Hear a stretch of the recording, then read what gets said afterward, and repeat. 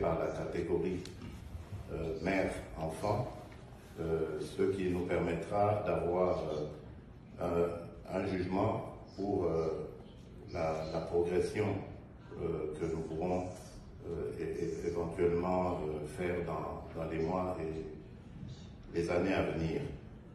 Pourquoi cette catégorie est la plus visée? Parce que c'est là que l'on enregistre un taux de mortalité très élevé. Et éventuellement, quand nous avons une mère qui est en bonne santé, c'est toute la famille et son évolution qui est garantie. Donc c'est pour ça que nos efforts se concentreront d'abord sur cette catégorie. Ensuite, nous verrons comment cela ira pour progressivement intégrer les autres catégories, comme celle des fonctionnaires, ainsi de suite. Le grand défi sera de mettre sur pied une infrastructure.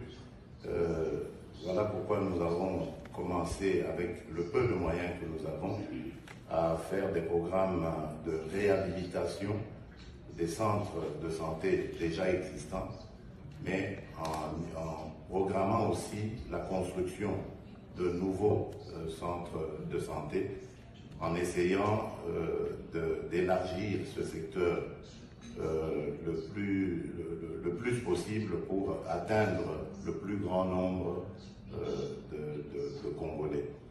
C'est un défi énorme parce que le pays est très grand par sa superficie, mais ce n'est pas un défi impossible, surtout si nous obtenons de la part de plusieurs partenaires leur accompagnement et par leurs investissements. Donc c'est ce que je peux dire à ce stade. Je ne sais pas si il y a peut-être quelqu'un qui peut encore me compléter. Il y a plusieurs secteurs à développer en République démocratique du Congo. Comme je vous l'ai dit, c'est un pays qui se tourne désormais vers son développement et les secteurs dans lesquels ce développement est attendu sont nombreux. Ce guide, je remercie pour la circonstance, en tout cas, tous les partenaires qui ont participé à sa rédaction et je souhaite davantage de rapprochement entre les milieux d'affaires des États-Unis d'Amérique et de la République démocratique du Congo.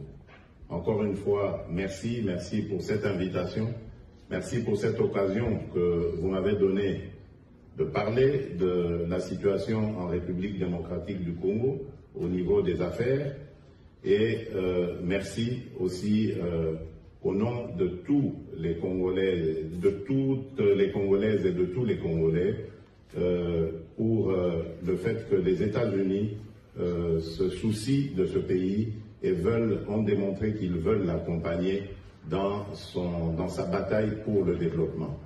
Merci à tous et à toutes.